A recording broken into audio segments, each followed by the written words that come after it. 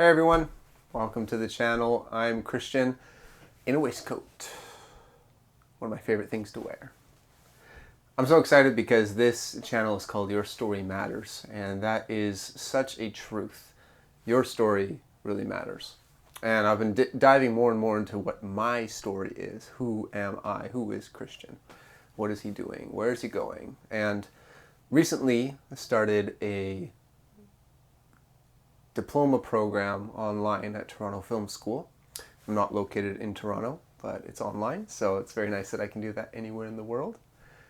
And I was a little bit dodgy about taking the course to start off with, I'll tell you that, because as a Christian, there's a misconception that everything I do has to be religious and faith-based, and it has to be inside that. And if it's outside that circle, it's considered something else. And there are mindsets where if you step into those places, if you start interacting with those people, or you start interacting in those environments or social groups, then there can be this bad, don't do that mentality. And I think that's weird, because I think that everybody has a story that matters. Everybody is important. It doesn't matter who you are. And just because somebody doesn't agree with your values doesn't necessarily mean that they can't have some kind of space in your life.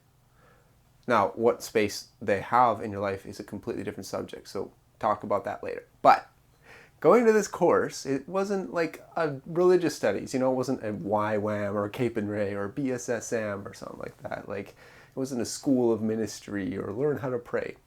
But inside of these courses that I've only just started taking, already I've seen a component of religion, of spirituality, of understanding the human that I never would have been able to grasp had I not taken this course. Going into it, I usually take time to consider, God, what is this that you have for me? What do you want in this situation? And it's always worth asking that question, because he has the best plan for my life. And so I took the time, and I kind of went, well, I don't really have a straight yes or no, which everyone hears from God differently. But in that, I decided, well, nothing wrong with trying it out. I'm 27, and at my age, this is kind of the part where we're looking on the end scope of going, what do we want to do? Where do we want to actually start going? Even though 27 is still so young. So young. Oh my gosh. You wouldn't believe how many 40-plus-year-olds are like 27-year-olds. They think they know it all. So that leaves me at a place where I'm sitting here going, okay, so again, God, what are you thinking about this? And there wasn't a clear yes or no.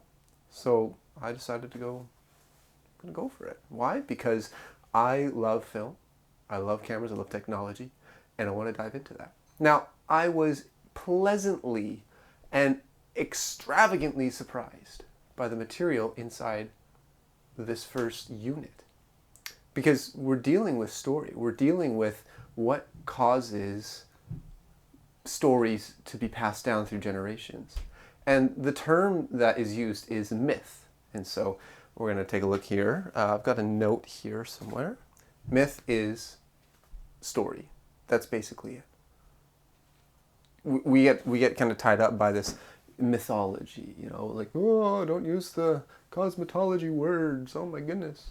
And inside this material, we've got just very explicitly a take on the Christian story, the Christian history, the biblical understanding of how myth is passed down, how stories are passed down.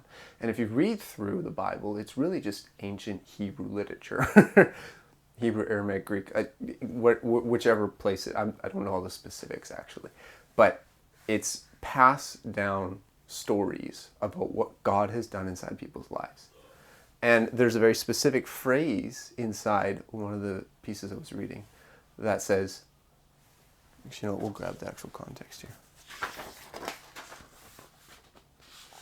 And inside this book called Parallel Myths Myth, yours, mine, and ours, the chapter Myth, yours, mine, and ours, there is a phrase in there that says the Christian ought to not fear putting the words myth into his vocabulary. Because if he's unable to grasp the concepts of what myth and story and archetypes and all those things entail, then it is impossible for him to understand his Christianity in full. And so we have this component here of understanding what it is that God does in my life. But then we have the other side of it called the experience of what God does in my life, the encounter, the actual interaction between God and myself. And so that's kind of where that place comes from. You know, God, is this a yes or is this a no? Is this something I should do or is this something I shouldn't? It's not necessarily going, okay, well, I'm waiting for the green light from you. It's just, what are you thinking about this? Give me your mind, give me your heart on this. And obviously with practice and with history, you learn to hear God in different ways. Everyone hears God differently. So that's what struck me so much about this. And I love this because we're diving into the principles of story inside Toronto Film School. And seriously, great choice on reading material. I'm so impressed.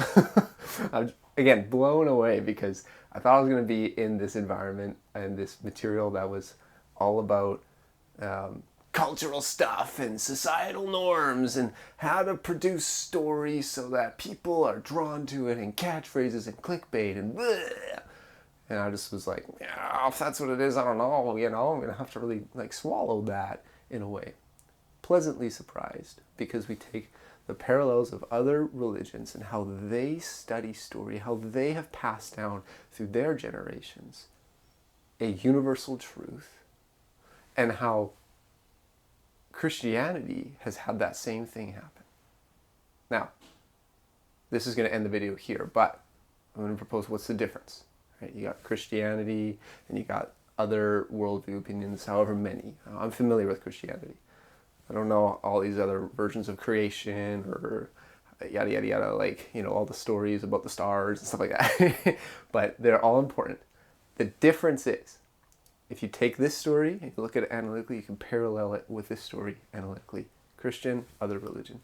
What matters the most is the fact that inside Christianity, you have a God that desires and wants a relationship with you. That's it. Otherwise, it's just information on both. But when you look at the components of, how did creation happen? And how did this guy go through his story? And how did that myth come about? It came about because of how God had a relationship with a person, which is something you don't get in any other religion, any other culture.